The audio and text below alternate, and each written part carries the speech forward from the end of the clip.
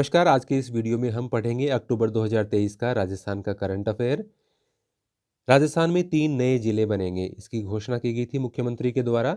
एक चूरू से बना है सुजानगढ़, एक टोंक से बना है मालपुरा और एक पहले नागौर से जो कुचामन डिडवाना बना था उसके 2 टुकड़े कर दिए गए हैं।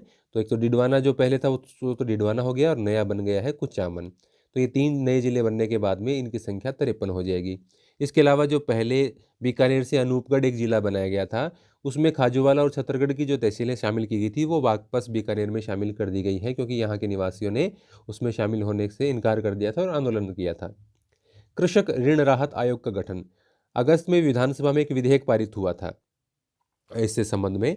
तो उसी के आधार पर इस कृषक ऋण राहत आयोग का गठन किया गया है, जिसके अध्यक्ष न्यायाधीश प्रकाश चंद्र गुप्ता को बनाया गया है। प्राकृतिक और अन्य आपदाओं से हुए नुकसान के कारण समय पर ऋण न चुकाने वाले किसानों को राहत देने एवं उनकी जमीन को कुर्की से बचाने के लिए अगस्त में विधानसभा में एक विधेयक पारित करवाया गया था। उसके आधार पर ही आयोग का गठन किया गया है।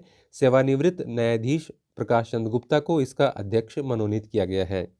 इसके सदस्यों में सेवानिवृत्त आईपीएस पीके गोयल, महाराणा प्रताप एग्रीकल्चर यूनिवर्सिटी के पूर्व कुलपति एसएन राठौड़, हरिकुमार गोदारा और सुनील गहलोत को सदस्य बनाया गया है। यह आयोग क्या काम करेगा? बैंक व किसानों के बीच ऋण संबंधी विवादों को समझाइश के माध्यम से निपटाएगा और कृषि ऋण से संबंधित सुझाव देगा। तो ये इसका अध्यक्ष भी आप जरूर याद रख लेना। और कृषक ऋण राहत आयोग का गठन किया गया है। अगला है Rajasthan logistical service delivery corporation RLSDC।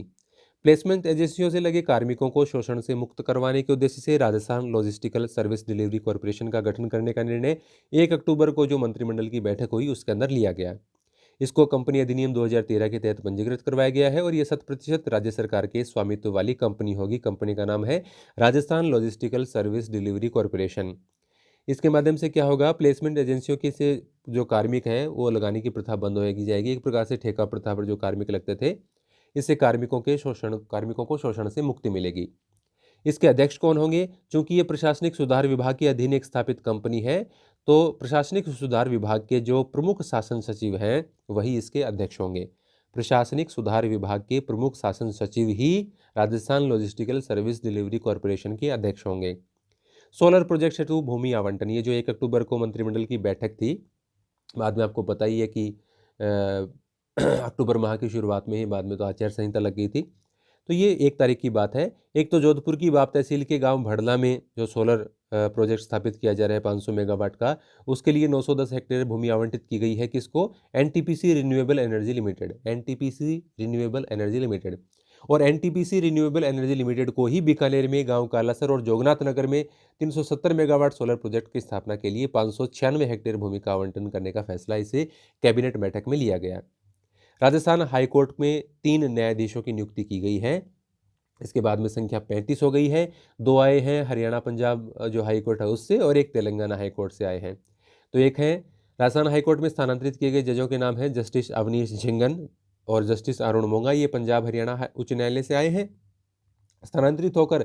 और जस्टिस मुन्नूरी लक्ष्मण ये तेलंगाना हाईकोर्ट से आए हैं। तो अब संख्या होगी 35। वैसे ये ट्रांसफर वगैरह चलते रहते हैं, संख्या आप ध्यान में रखना, बीच बीच में अखबार में आ जाता है, बदल जाता है। तो श्री करणी चारण एवं डिंगल साहित्य शोध संरक्षण और विकास बोर्ड का गठन। वैसे तो बहुत सारे बोर्ड का गठन कर लिया गया है, लेकिन ये थोड़ा सा आप देख लेना। इसमें अध्यक्ष, उपाध्यक्ष, 9 गैर सरकारी और 5 सरकारी सदस्य होंगे और मुख्यालय जयपुर में होगा। क्या काम होगा इसका? विभिन्न राज्यों एवं विदेशों से चारण और डिंगल साहित्य शोध तथा सांस्कृतिक आदान प्रदान के साथ ही साहित्यकारों को सहायता करेगा। इसके अलावा 8 नए बोर्ड का गठन किया गया है अलग अलग जाति समुदाय के आधार पर। बहुत सारी जाति समुदाय, ऐसा कोई जाति समुदाय शायद बचा ही नहीं होगा जिसके लिए इन्होंने बोर्ड का गठन नहीं किया है। तो इनकी संख्या काफ़ी ज़्यादा हो गई है। तो ये अपनी उतनी ज़्यादा इंपॉर्टेंट नहीं रही है जीके के हिसाब से। तो आप देखना चाहें तो पीडीएफ में इसको आप देख सकते हैं। ये एक इम्पॉर्टेंट क्वेश्चन है। राजस्व खुफिया और आर्थिक अपराध महानिदेशालय पहले था, राज्य सरकार ने मौजूदा राज्य राजस्व, ये खुफिया नहीं, खुफिया निदेशालय, इसका विकसित करके और इसमें कुछ और चीज़ें ऐड कर दी गई है और अब इसका नाम कर दिया गया है राजस्थान राजस्व खुफिया और आर्थिक अपराध महानिदेशालय। इसके पहले राजस्थान लगा देना, राजस्व खुफिया और आर्थिक अपराध महानिदेशालय। और इसका जो महानिदेशक बनाया गया है वो IRS आनंद स्वरूप को बनाया गया है। आनंद स्वरूप को राजस्व खुफिया और आर्थिक अपराध महानिदेशालय का महानिदेशक बनाया गया है। प्रधानमंत्री की एक रैली में 7,250 करोड़ रुपए की योजनाओं का लोकार्पण हुआ। सांवलिया में उनकी रैली में ये घोषणाएं की गई थी। और एक तो नाथद्वारा में भारतीय सूचना प्रौद्योगिकी संस्थान का स्थायी परिसर, आबू रोड में एचपीसीएल का, हिंदुस्तान पेट्रोलियम कॉर्पोरेशन लिमिटेड का एलपीजी प्लांट खोला जाएगा। एलपीजी सीएनजी आप सभी जानते ही हैं। कोटा के रानपुर में 120 करोड़ की लागत से ट्रिपल आईटी कैंपस का उद्घाटन किया। तो ये कुछ उनकी जो रैली थी उसके संबंध में महत्वपूर्ण बातें थी। पीछे भी उनकी एक बार रैली हुई थी सीकर में, तो एक खाद से संबंधित एक बात निकल के आई थी, उसका नाम पूछ लिया गया था। राजस्थान विजन 2030 डॉक्यूमेंट ये मुख्यमंत्री ने 5 अक्टूबर को जारी किया। इसके संबंध में जो बातें हैं वो यहाँ पर लिखी नहीं जा सकती, क्योंकि बहुत सारी बातें हैं और एकदम क्लैरिटी भी उसके अंदर नहीं आई थी। तो विजन 2030 डॉक्यूमेंट जाते जाते इन्होंने ये जारी किया है 2030 में। उसके बाद में आचार संहिता लग गई थी। रोडवेज मासिक पास में 90% छूट। अभी महिलाओं को 50% की तो दिल्ली किराए में छूट मिल ही रही है। ये मासिक पास की छूट है, महीने का पास बनवाते हैं तो 90% की छूट महिलाओं को दी जाएगी। गिग वर्कर्स को 5,000 रुपये की सहायता। जो जोमेटो, स्विगी, अमेजोन, फ्लिपकार्ट, ये जो ऑनलाइन जो भी डिलीवरी करते हैं उनको 5,000 रुपये का वन टाइम पेमेंट दिया जाएगा, सहायता की जाएगी। जो हेलमेट, ड्रेस, शूज, इस प्रकार का रोजमर्रा का कोई सामान है वो गिग वर्कर से ले आ सकें। केंद्रीय शिक्षा मंत्रालय ने शोधार्थियों का स्टाइपेंड बढ़ाया है। ये केंद्र से संबंधित न्यूज़ है, लेकिन चूंकि असिस्टेंट प्रोफेसर के एग्जाम के लिए इंपॉर्टेंट न्यूज़ है तो इसलिए आप इसको देख लेना। जेआरएफ के लिए 37,000 रुपये, पहले 31 थी, अभी 37 कर दी। और स्टेट रिसर्च फेलोशिप एसआरएफ के लिए पहली सॉरी स्टेट में क्या बोल रहा हूँ मैं, मेरी थोड़ा सा गला भी ख़राब है और जुकाम है, थोड़ा सा माफ़ी चाहता हूँ यदि कोई इधर उधर हो जाए बात। तो जूनियर रिसर्च फेलोशिप है उसके लिए तो 37,000 रुपये कर दिए गए हैं, और सीनियर रिसर्च फेलोशिप है उसके लिए 42,000 रुपये कर दिए हैं। कहाँ स्टेट बोल रहा हूँ मैं। तो सीनियर के लिए 42,000 रुपये, जूनियर रिसर्च फेलोशिप के लिए 37,000 रुपये। पहले की राशि मैंने ब्रैकेट में लिख दी है। रिसर्च एसोसिएट फर्स्ट, सेकंड और थर्ड के लिए तो रिसर्च एसोसिएट फर्स्ट 58,000 रुपये कर दिया गया है, रिसर्च एसोसिएट सेकंड के लिए 61,000 रुपये कर दिया गया है, और रिसर्च एसोसिएट थर्ड के लिए 67,000 रुपये स्टाइपेंड कर दिया गया है। राज हिमानी, ये एक घोड़ी के बच्चे का नाम रखा गया है। राष्ट्रीय अश्व अनुसंधान केंद्र बीकानेर के वैज्ञानिकों ने भ्रूण प्रत्यार्पण तकनीक एवं फ्रोजन सीमन का प्रयोग करते हुए सैरोगेट मदर से पहली बार घोड़ी का बच्चा पैदा करने में सफलता प्राप्त की है, और इसका नाम रखा है इन्होंने राज हिमानी। राज हिमानी ये घोड़ी के बच्चे का नाम है। सी विजिल ऐप बहुत इंपॉर्टेंट है। ये चुनावों का मामला चल रहा है और चुनाव आयोग ने एक नई ऐप यहाँ पर लॉन्च की है कि यदि कोई आचार संहिता का उल्लंघन करता है तो उसकी शिकायत इस पर की जाती है और की जा सकती है, और 100 मिनट के अंदर इसमें कार्रवाई की जाती है। या तो आपको फ़ोटो अपलोड करना है इस ऐप के ऊपर, या 2 मिनट का वीडियो अपलोड करना है साक्ष्य के रूप में, और उसके बाद में 100 मिनट के अंदर इसमें कार्रवाई की जाएगी, ऐसा निर्वाचन विभाग का कहना है। सहज भीलवाड़ा ऐप। राजस्थान के मुख्य निर्वाचन अधिकारी प्रवीण गुप्ता, ये देखिए यहाँ 2 इंपॉर्टेंट क्वेश्चन बनते हैं। राजस्थान के मुख्य निर्वाचन अधिकारी तो है प्रवीण गुप्ता, और राजस्थान के मुख्य निर्वाचन आयुक्त, जो राजस्थान राज्य में चुनाव आयोग के मुख्य आयुक्त हैं, वो है मधुकर गुप्ता। तो आप दोनों के नाम याद रख लेना। राजस्थान में मुख्य निर्वाचन आयुक्त कौन है? मधुकर गुप्ता। और मुख्य निर्वाचन अधिकारी कौन है? प्रवीण गुप्ता। तो इनके द्वारा भीलवाड़ा जिला निर्वाचन अधिकारी के नवाचार के रूप में विकसित किए गए सहज भीलवाड़ा ऐप को वर्चुअली लॉन्च किया गया। इस ऐप के माध्यम से 80 वर्ष से अधिक आयु वर्ग के बुजुर्गों और 40% से अधिक दिव्यांग श्रेणी के मतदाताओं की भागीदारी को बढ़ाने के साथ मतदान प्रक्रिया के पर्यवेक्षण को सुगम बनाया जाएगा। हालांकि 80 वर्ष से अधिक के बुजुर्गों और 40% से अधिक दिव्यांग श्रेणी के मतदाताओं के बहुत सारे मतदाताओं को पहले ही वोट डलवा दिया गया है। राज्य भर में ये प्रोग्राम शुरू किया गया था। एआई आधारित चेस्ट एक्सरे एप्लीकेशन, ये सिलिकोसिस बीमारी को पकड़ में लाने के लिए एक ऐप बनाई गई है। इस प्रकार का सॉफ्टवेयर डेवलप किया गया है कि उसके अंदर आप एक्सरे लेके और उसकी इमेज यदि अपलोड करते हैं तो वो बता देगा कि इसमें सिलिकोसिस की संभावना है या नहीं। क्योंकि शुरुआती स्टेज में हो या कम प्रभाव हो शुरू में, तो कई बार वो पकड़ में नहीं आती है।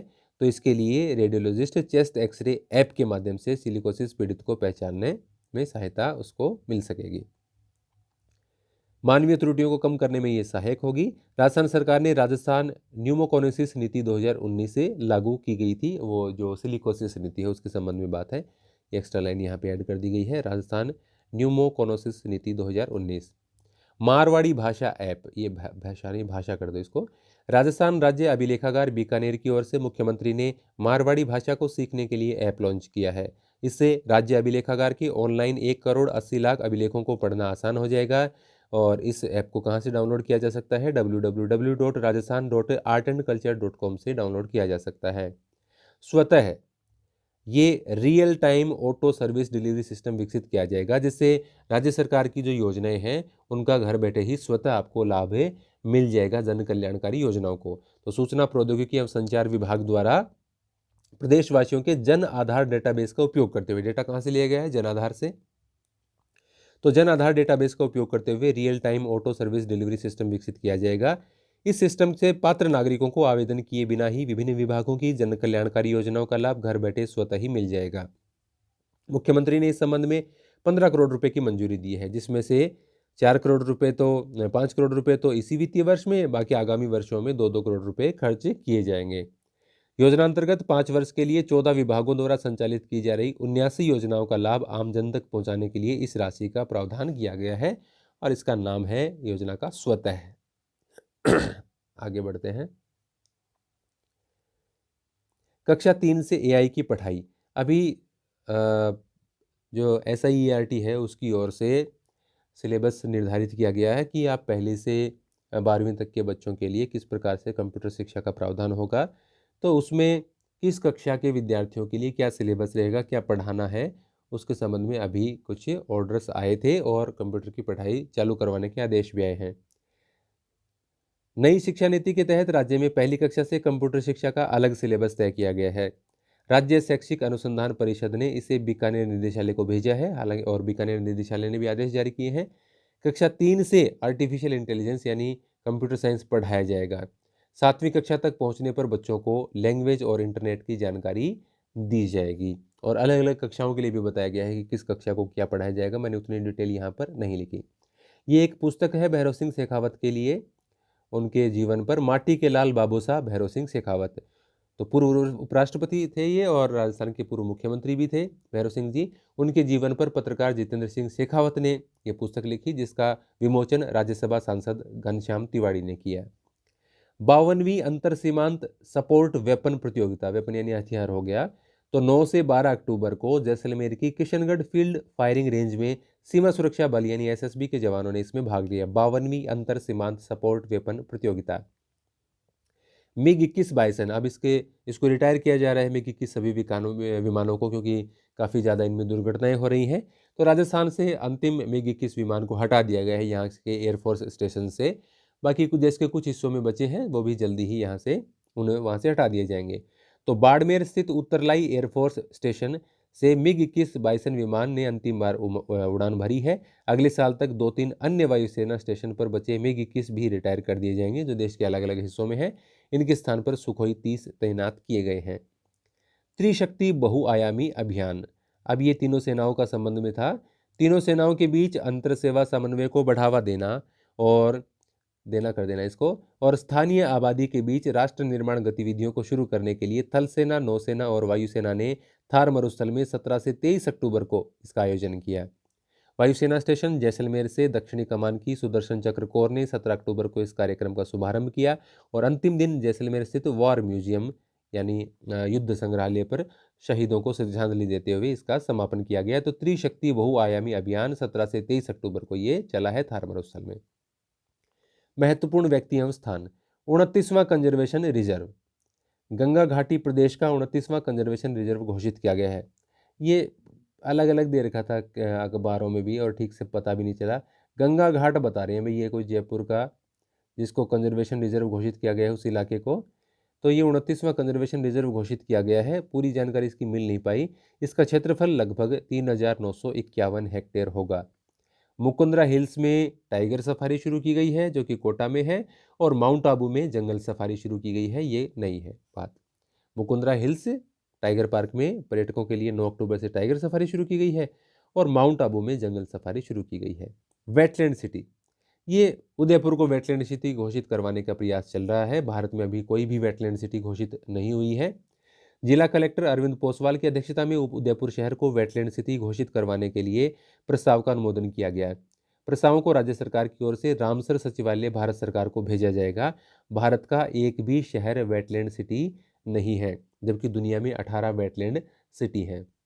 अब ये वेटलैंड सिटी क्या है कि जहाँ पर इसी प्रकार के जल के स्रोत हों, काफ़ी महत्वपूर्ण और प्राचीन समय के।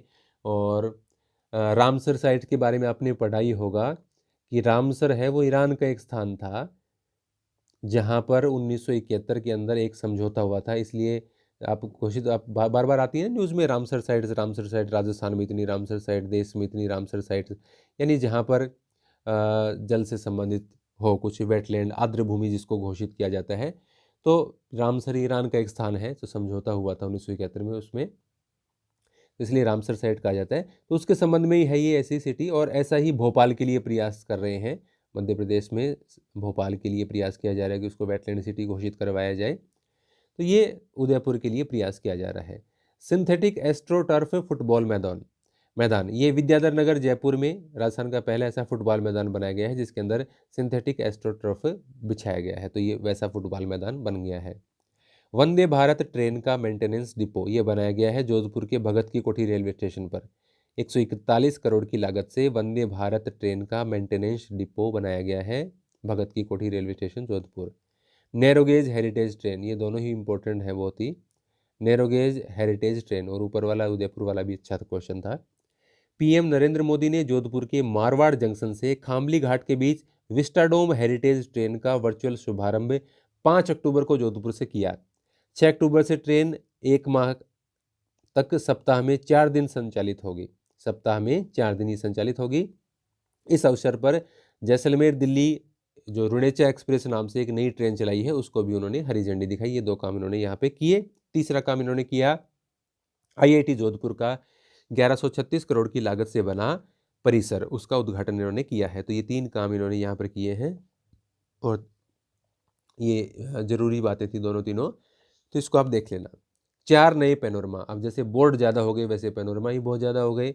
स्वामी आत्माराम जी लक्ष्य पैनोरमा जयपुर, राव बीकाजी का पैनोरमा बीकानेर समझ ही जाओगे, पृथ्वीराज चौहान का अजमेर समझ ही जाओगे, इंदिरा महाशक्ति पैनोरमा ये इंदिरा महाशक्ति भारत पैनोरमा ये पोखरण में हो जाएगा। वो जो परमाणु परीक्षण है उसके हिसाब से स्थान का चयन किया गया है। बाईजी का तालाब, इसके लिए 14 करोड़ रुपए की लागत से सौंदर्यीकरण और संरक्षण के कार्य किए गए हैं जोधपुर में। जोधपुर में है बाईजी का तालाब, तो 14 करोड़ रुपए खर्च करके इसका सौंदर्यीकरण और संरक्षण किया गया है। मुख्यमंत्री ने इसका बाद में जो सुधार किया गया है उसके बाद में लोकार्पण किया है। बेणेश्वर धाम के लिए 100 करोड़ रुपए मंजूर किए हैं मुख्यमंत्री ने। डूंगरपुर स्थित आदिवासियों के लिए पवित्र तीर्थ स्थान है बेणेश्वर धाम। नारायणी माताजी धाम, ये टहला अलवर स्थित इस धाम के लिए मुख्यमंत्री ने 2.69 करोड़ रुपए स्वीकृत किए हैं। न्यूज़ कम थी तो इसलिए लिख दिया, उतना ज़्यादा नहीं है, ये ज़्यादा ठीक है क्योंकि राशि भी हमें देखनी होती है।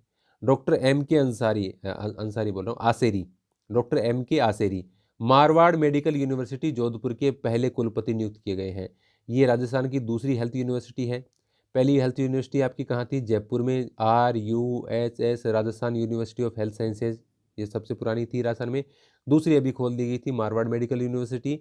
डॉक्टर एम के आसेरी को इसका पहला कुलपति बनाया गया है।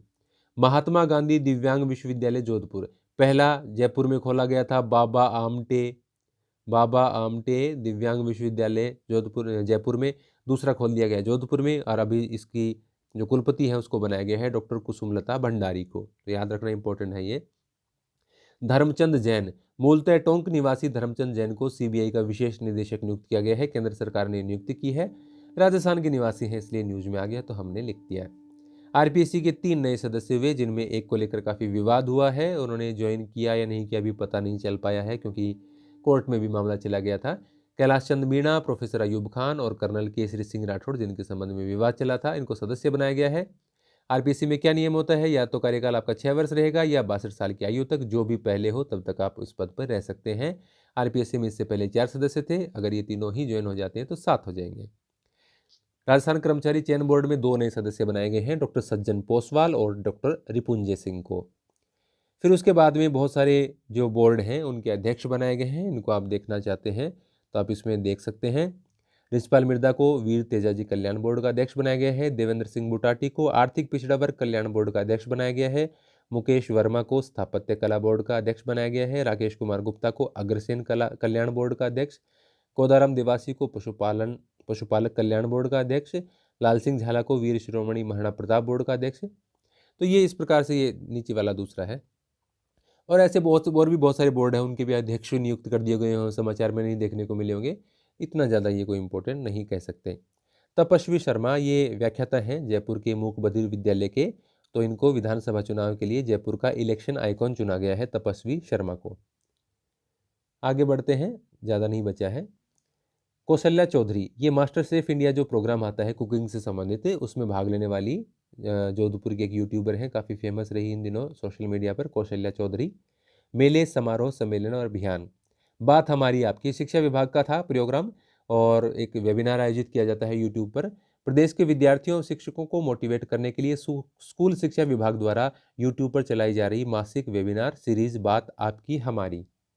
बाल हट अभियान, ये चुनाव में अपने माता पिता को कन्विंस करने के लिए, लिखित वचन लेने के लिए जालौर और सांचौर जिला प्रशासन द्वारा ये अभियान चलाया गया, बाल हट अभियान। राजस्थान हाईकोर्ट का 75वां स्थापना दिवस है, साल भर इसमें कार्यक्रम चलेंगे। अभी 14 अक्टूबर को जयपुर में आयोजित प्लेटिनम जुबली समारोह, तो प्लेटिनम जुबली हो गया क्योंकि 75 साल हो गए, तो प्लेटिनम जुबली समारोह के शुभारंभ के अवसर पर मुख्य अतिथि सुप्रीम कोर्ट के chief justice doctor Y Chandrachud, doctor नहीं है, जस्टिस DY चंद्रचूड़ जो कि सुप्रीम कोर्ट के मुख्य न्यायाधीश हैं, तो वो आए थे इसके उद्घाटन समारोह में 14 अक्टूबर को। और इसका ये साल भर चलेंगे प्रोग्राम, अगले साल 29 अगस्त 2024 को इसका समापन होगा। शरद रंग महोत्सव, डेल्फिक काउंसिल ऑफ राजस्थान द्वारा 13 से 15 अक्टूबर को उत्तर क्षेत्र सांस्कृतिक केंद्र पटियाला के सहयोग से जवाहर कला केंद्र जयपुर में इसका आयोजन किया गया। उत्तर क्षेत्र सांस्कृतिक केंद्र पटियाला, उत्तर, पश्चिम, दक्षिण, उत्तर, इस प्रकार से अलग अलग पूर्व जोन बनाए गए हैं सांस्कृतिक केंद्रों के, केंद्र सरकार की ओर से। तो उसमें पटियाला उत्तर क्षेत्र का जो सांस्कृतिक केंद्र है उसका मुख्यालय पटियाला है, उसके सहयोग से जवाहर कला केंद्र जयपुर में शरद रंग महोत्सव का आयोजन किया गया। मारवाड़ महोत्सव, जोधपुर जिला प्रशासन और पर्यटन विभाग राजस्थान की ओर से 27 अक्टूबर को मारवाड़ महोत्सव का आयोजन किया गया। जोधपुर के अंदर अनीशा राठौड़ को इसमें मिस मारवाड़ और सम्राट लोहार को मारवाड़ श्री के खिताब से नवाजा गया। राजस्थान अंतर्राष्ट्रीय लोक महोत्सव RIFF, Rajasthan international folk festival 2023, Jodhpur में 26 से 30 अक्टूबर को इसका आयोजन हुआ और ये इसका 16वां संस्करण था। मेहरानगढ़ दुर्ग में इसका आयोजन हुआ है, राजस्थान अंतर्राष्ट्रीय लोक महोत्सव। 17वां Jaipur literature festival, Jaipur literature festival JLF, काफ़ी प्रसिद्ध रहता है ये 1 से 5 फरवरी 2024 को जयपुर में आयोजित होगा और काफ़ी चर्चा में रहता है जब ये होता है, तो अगले वर्ष ये 1 से 5 फरवरी को आयोजित होगा। मेगा जॉब फेयर, अब ये हर जिले में हुए हैं तो उतना ज़्यादा इंपॉर्टेंट नहीं रहे, हालांकि शुरू में जब हुआ था तो एक एग्जाम में क्वेश्चन भी आ गया था। अभी ये 23 सितंबर को सिरोही में आयोजित हुआ था। जीतो कनेक्ट 2023, ज़्यादा कुछ है नहीं इसमें। जयपुर में 6 से 8 अक्टूबर को जैन इंटरनेशनल ट्रेड ऑर्गेनाइजेशन जीतो के जीतो कनेक्ट 2023 कार्यक्रम का आयोजन किया गया, जिसका मुख्यमंत्री ने इसका उद्घाटन किया था। न्यूज़ कम थी तो ऐसी न्यूज़ भी लिखने का मन कर जाता तो लिख दी, ज़्यादा इंपॉर्टेंट ये नहीं है। जयपुर में होगा हैकाथॉन, ये पुलिस करवा रही है कि भाई साइबर कौन अच्छा साइबर का काम कर लेता है, कौन हैकिंग में हैकिंग को रोकने में अच्छा काम कर सकता है, तो उसके लिए राजस्थान पुलिस ये हैकाथॉन का आयोजन करवाएगी।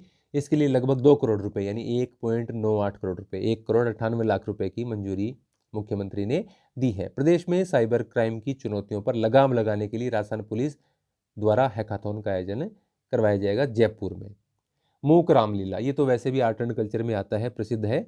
बिसाऊ झुंझुनू की मूक रामलीला प्रसिद्ध है। अभी चूंकि रामलीला पीछे गई है तो इस बार भी उसका आयोजन हुआ है, जैसे कि हर बार बिसाऊ में होता है, बिसाऊ झुंझुनू की मूक रामलीला। उसके बाद में है पुरस्कार और सम्मान, तो सबसे पहले राजस्थानी भाषा साहित्य और संस्कृति अकादमी पुरस्कार 2023-24, पीछे भी इसके आ गए, तो पीछे वाले आप ज़्यादा याद मत करना, 2023-24 का आ जाता है तो 22-23 का उतना इंपॉर्टेंट नहीं रहता है। इसमें भी बहुत सारे हो जाते हैं तो मुख्य मुख्य 2-4 देख लेना, ज़्यादा तो वैसे भी याद नहीं रहते।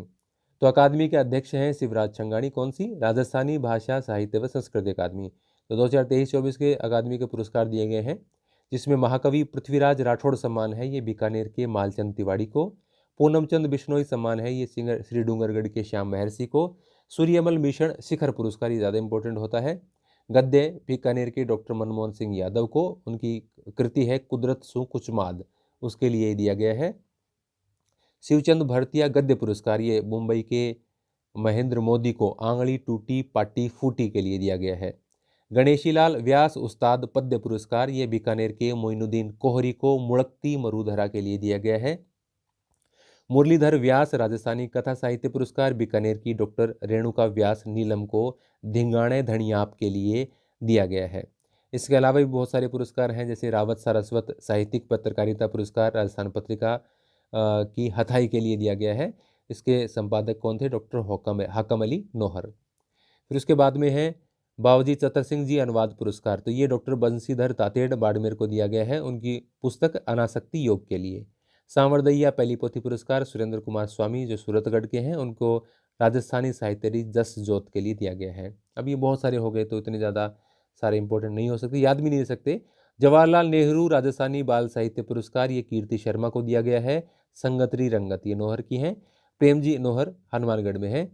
प्रेमजी प्रेम राजस्थानी युवा लेखन पुरस्कार ये महेंद्र सिंह सिसोदिया को दिया गया है, बाड़मेर के हैं ये। मेहा मांगलिया इनकी कृति है।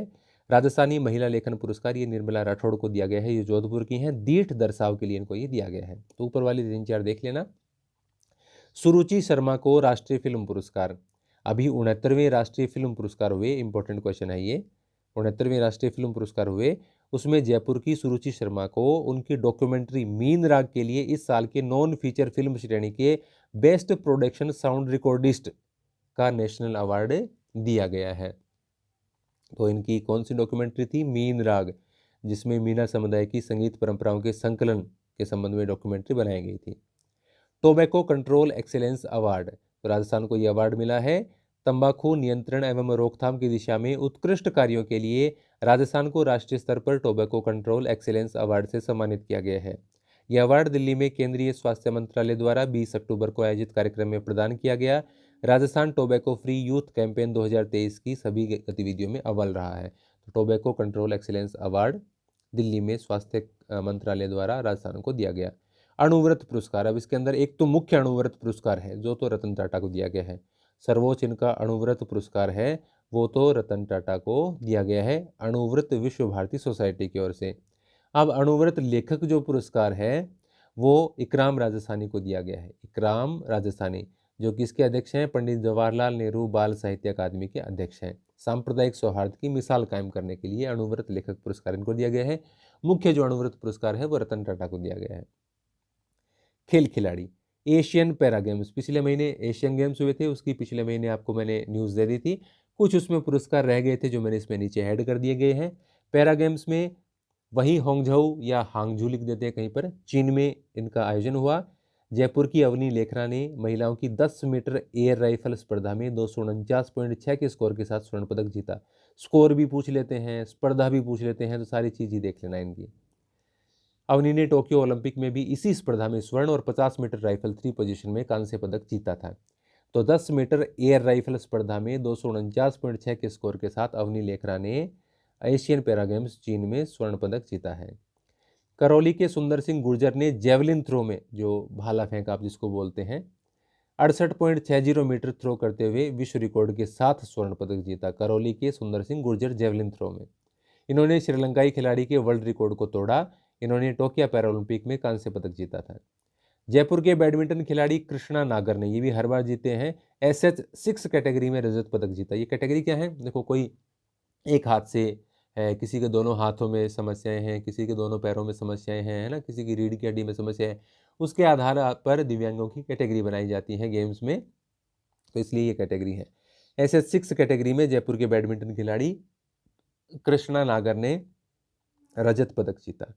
जयपुर के राकेश भेड़ा ने T16 कैटेगरी में 1500 मीटर दौड़ में कांस्य पदक जीता। जयपुर के भरतपुर के रुद्रांश खंडेलवाल ने 10 मीटर एयर पिस्टल में रजत पदक जीता है। उदयपुर के दर्पण ने B1 कैटेगरी टीम स्पर्धा में जो शतरंज से संबंधित थी स्वर्ण पदक जीता। अब सितंबर माह में जो एशियन गेम्स हुए थे, मैं पैरा की बात नहीं कर रहा, जो उनके मैंने न्यूज़ दे दी थी, लेकिन कुछ खिलाड़ी उसमें और ऐड कर लेना। जैसे मानिनी कौशिक हैं, इनको 50 मीटर एयर राइफल टीम स्पर्धा में रजत पदक मिला, ये भीलवाड़ा की है मानिनी कौशिक। रवि बिश्नोई, भारतीय क्रिकेट टीम जो थी उसने एशियन गेम्स में स्वर्ण पदक जीता था, तो उसके सदस्य थे। लेग स्पिनर हैं ये रवि बिश्नोई जोधपुर के। आशीष गोदारा, भीम सिंह और नरेश कालवानिया, ये 8 पुरुषों की रजत पदक विजेता नौकायन टीम के हिस्सा थे। तो ये राजस्थान के थे। 8 सदस्यों की नौकायन टीम स्पर्धा में इन्होंने पदक जीता है और ये उसके हिस्से थे रजत पदक विजेता में। सचिन तंवर और किरण बालियान, ये राजस्थान से तो नहीं है लेकिन राजस्थान पुलिस में कार्यरत हैं। राजस्थान पुलिस के उप निरीक्षक स्वर्ण पदक विजेता भारतीय कबड्डी टीम में थे सचिन तंवर। भारत की कबड्डी टीम ने स्वर्ण जीता था तो उसमें सचिन तंवर थे। किरण बालियान ये मेरठ की हैं और शॉट पुट में जो हाथ में लेके गोला फेंकते हैं, स्वर्ण पदक जीता और ये राजस्थान पुलिस में कार्यरत है। अंडर 16 नेशनल फुटबॉल चैंपियनशिप ये जयपुर और जोधपुर में आयोजित हुई। तो जयपुर में जो इसका फाइनल मुकाबला हुआ 2 से 15 अक्टूबर को आयोजित हुई। तो 15 अक्टूबर को जो फाइनल मुकाबला हुआ उसमें गोवा ने आंध्र प्रदेश को हराकर under 16 girls national football championship का खिताब जीत लिया। सुमन पारेख ये चूरू की हैं, रतनगढ़ की, और ये जो टेबल टेनिस से है उसकी कोच बंद बनाया जाता है, कई बार न्यूज आ जाती है इनकी। तो अभी हांगझोउ चीन में जो पैरा गेम्स हुए उसमें भारतीय टेबल टेनिस टीम की ये कोच थी सुमन पारेख। तो ये इस महीने के सारे समाचार थे और करंट अफेयर के संबंध में जो भी टॉपिक थे मुझे इंपॉर्टेंट लगे वो मैंने इसमें शामिल किए। बहुत बहुत धन्यवाद।